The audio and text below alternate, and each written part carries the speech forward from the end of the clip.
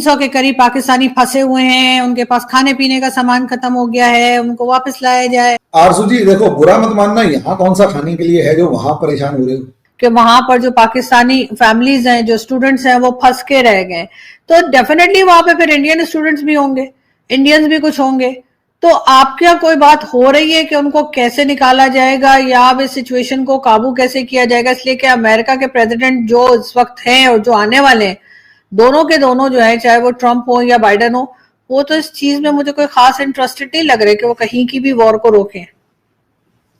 देखिए आरजू जी, इसको इस तरीके से देखिए कि जो नई पावर मतलब जो इस टाइम पर आया है, उसमें रेबेलियंस ने डेमस्कस में कब्जा कर लिया, और डेमस्कस के अंदर जो भी आउटसाइडर्स थे या फिर मतलब जो लोकल नहीं भी थे, और थे भी या नहीं भी थे उसका एक बात की बात है, लेकिन जो भी वहां पर थे, असलियत में अगर आप देखेंगे तो आपको एक चीज नजर आएगी कि रिबेल्स ने साफ कहा है 4 बजे के बाद कर्फ्यू है और सुबह 5 बजे तक कर्फ्यू, यानी सुबह 5 बजे से लेकर रात को शाम को 4 बजे तक आप जो करना चाहते हैं करें, there is no problem. In short, rebels ये कह रहे हैं कि आप हमारे रूल के अकॉर्डिंग चलें, और मुझे लग नहीं रहा कि वहां पर किसी भी तरीके से, अभी देखिए रूल इस्टेब्लिश होगा वो तो एक बात की बात है, रूल इस्टेब्लिश हो चुका, बशर अल असद भाग चुका है।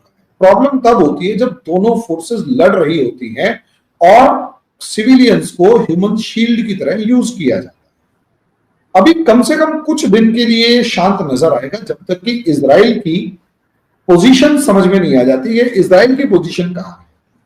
अगर इजराइल इस लड़ाई को आगे लड़ता रहता है और कहीं ना कहीं डेमस्कस के आसपास तक पहुंच जाता है या एक दो शहरों पे कब्जा कर लेता है, फिर तो एक अलग ही बात है। तो पॉसिबली टर्की के ऊपर भी कुछ दबाव बनेगा या फिर इन रिबेलियस फोर्सेस पर दबाव बनेगा कि अब वो लड़े, और मुझे लगता नहीं है कि इजराइल ऐसा कोई स्टेप उठाएगा या स्टेप लेगा जो ये बताएगा कि भाई देखो, सीधी जो दिखाएगा कि इजराइल लड़ रहा है, इजराइल प्रेशर क्रिएट कर रहा है और सीरिया के टेरिटरीज पर कब्जा कर रहा है। अब जब तक इजराइल की पोजीशन क्लियर नहीं होती तब तक पता नहीं लगेगा। हाँ, अगर ये 10-15-20 दिन, महीना ये निकल जाता है, इन लोगों को बॉर्डर्स वगैरह क्रॉस करने के लिए या दूसरे कामों के लिए काफी ज्यादा टाइम मिल जाएगा, और ये टाइम काफी ज्यादा फ्रूटफुल। अब रही बात कि मान लिया इंडिया की अलग अलग खबरें हैं, कुछ तो 96 कह रहे हैं, जो ऑफिशियल मेंबर्स है वो 96 है, बाकी कुछ एक नंबर फिगर जो है वो 9000 के आसपास जो बता रहे हैं, कुछ वो जो काम वगैरह कर रहे थे। मुझे अब तक ये समझ में नहीं आया कि कितने काम कर रहे थे कितने नहीं, क्योंकि इतना बड़ा नंबर सीरिया में पॉसिबल जल्दी से है नहीं। जो खुद ही भूखा मरता देश है, वहां पर क्या मिलेगा और क्या नहीं मिलेगा, वहां पर अपॉर्चुनिटीज बहुत ज्यादा नहीं।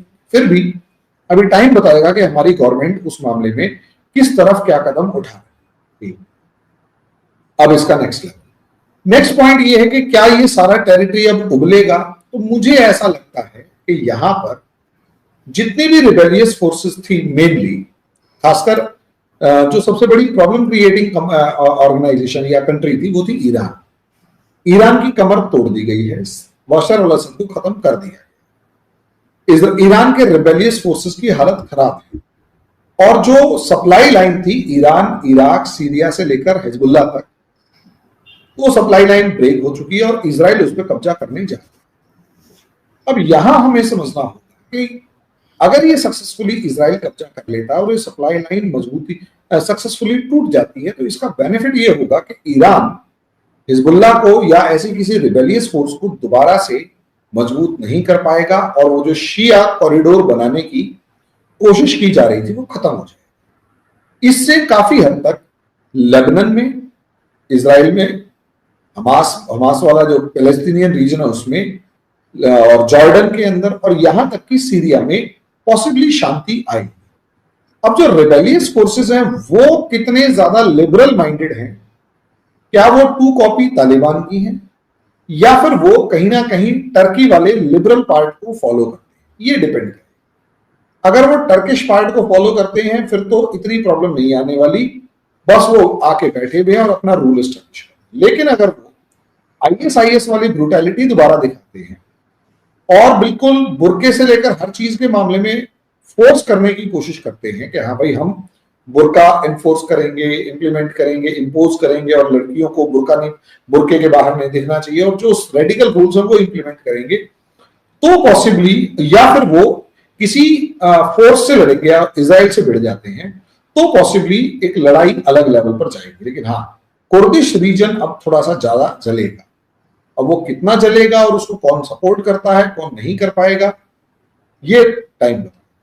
लेकिन मुझे पता नहीं क्यों ये तूफान जो अभी तक था उसके बाद की शांति मुझे नजर आ रही है कि सारी जितने भी रिबेलियस फोर्सेस थे उनके हथियार वगैरह खत्म करवाए जाएं और इन्हें बिल्कुल जिसे कहते हैं खत्म कर दिया जाए, ताकि ये पूरी टेरिटरी या पूरा रीजन जो है शांत हो। उसके दो बेनिफिट्स होंगे, एक ट्रेड रूट इंडिया से यूरोप तक सीधा जाएगा, दूसरा पाइपलाइंस के थ्रू ऑयल जो है वो यूरोप तक पहुंचाया जाएगा।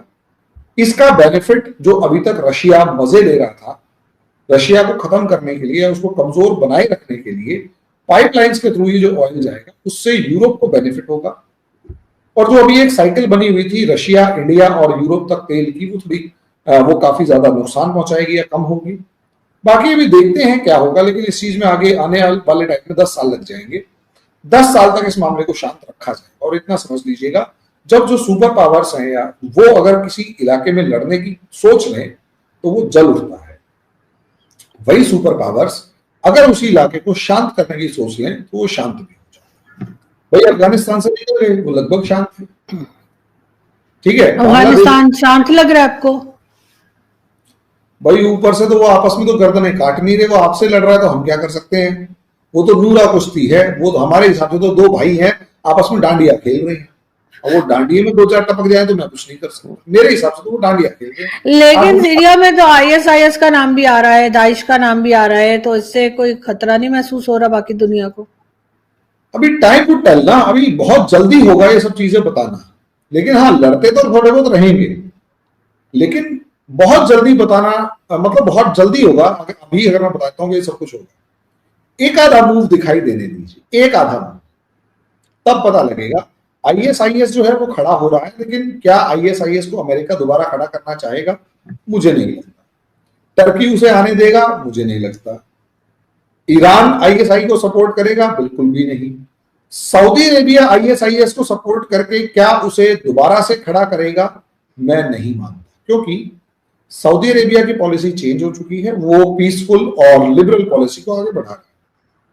ईरान का ISIS से पुराना दुश्मनी रही, कुर्दिशों की ISIS से पुरानी दुश्मनी रही।